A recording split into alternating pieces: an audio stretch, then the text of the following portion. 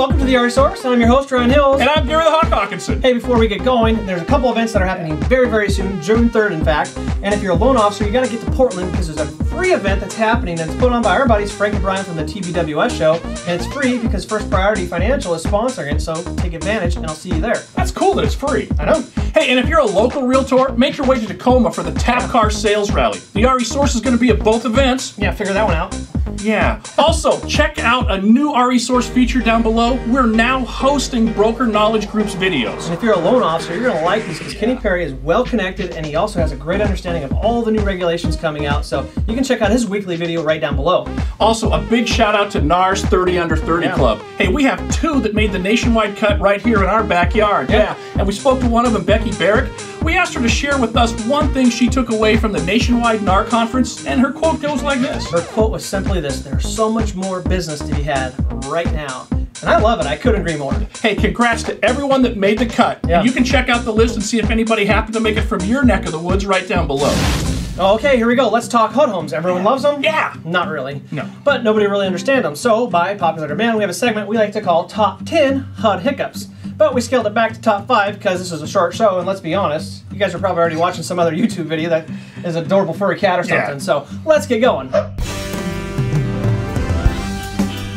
Okay, ladies and gentlemen, here we go. Top 5 HUD Hiccups brought to you by the rest of the Resource team members. Here we go, number 5. If HUD is paying the closing cost must be reflected as a whole dollar amount, not a percentage. Don't just write in 3% of the sales price because that'll translate into $3. Big no-no here. Number 4.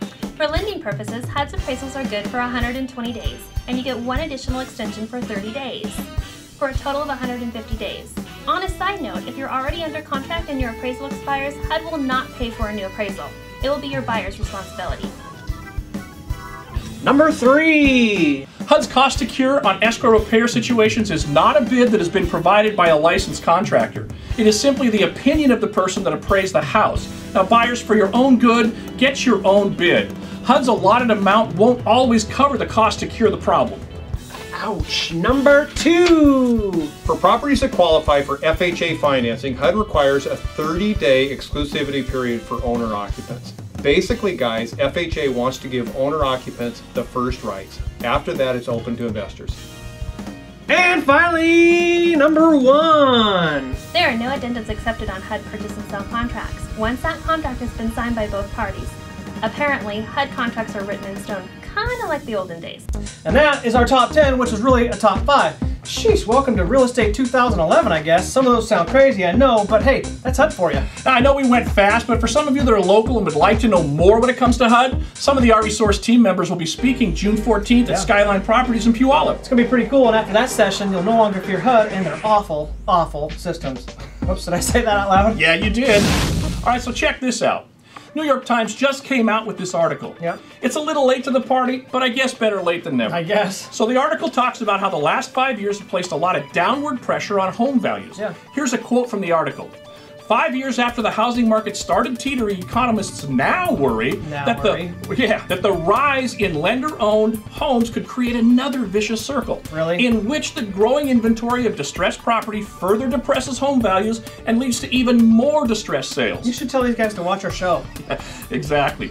Look, with the spring home selling season underway, the real estate prices have been declining across the country in recent months. Shocking. Overall, economists project that it would take about 3 years for lenders to sell their backlog of foreclosed homes. Well, thank you very much, Captain Obvious. So, after I read this, I got to thinking, and how the heck did we get here? My thoughts are kind of a little bit scattered and all over the board, but stay with me here. My thought was this. In recent years, the real estate market was kind of treated like options. So what is a stock option? Well, simply this. Let's say you want to buy a house for, say, 100 grand. Okay. But you don't have the money for another 3 months. Really, really want to lock up that price for 100 grand. So what you do? You purchase an option that says no matter what, you can buy that house for $100,000. But it's going to cost you, say, $3,000 bucks. Now, no matter what happens, you can buy that house for $100,000 bucks. Pretty cool, right? Now consider 2 theoretical options. One, you find out the house is owned by, say, Elvis, and that's his original birthplace, and the value goes up to like $1 million bucks. Sweet! Great, you're still locked in at 100 grand. But the second option, let's say you find out that it was owned by Charles Manson, and there's a bunch of deaths there, and the value drops to next to nothing. Yeah. Well, you're still good too because you have the option to buy the house, Problem is you lose the 3,000 bucks, but you're not stuck with Charlie Manson's house. Not a bad deal, right? Wrong! Look, Americans bought houses like stock options. They didn't buy houses because they wanted to live in it or grow old in it or raise their kids in it. They bought because the market was moving so quickly they wanted a piece of the pie. And that was proven by the types of loans they took out. 2, 3, 5-year interest-only ARMs. This wasn't a long-term goal or plan. These were short-term plans to capitalize on a hot market. They purchased the options to make money on the housing market, and when the market dropped, they let their options go. Except for in the real estate game, instead of losing $3,000 on their option, they lost their house and their credit. You see, the stakes are much higher in real estate. Why are we talking about this? Well, you should apply this knowledge to your current sales pitch. Sell the dream and the long-term aspect and stop trying to sell the market. It's crazy to still see real estate professionals selling the market saying, hey, buy this home because the market's going to come back next year. No, buy this home because it's a sound investment or it's a perfect place to raise your kids and grow old. Now what happens when you're wrong and the market doesn't recover as quickly as you thought and now you got egg on your face? Yeah, nobody likes egg on their face. No, they like it in their mouth.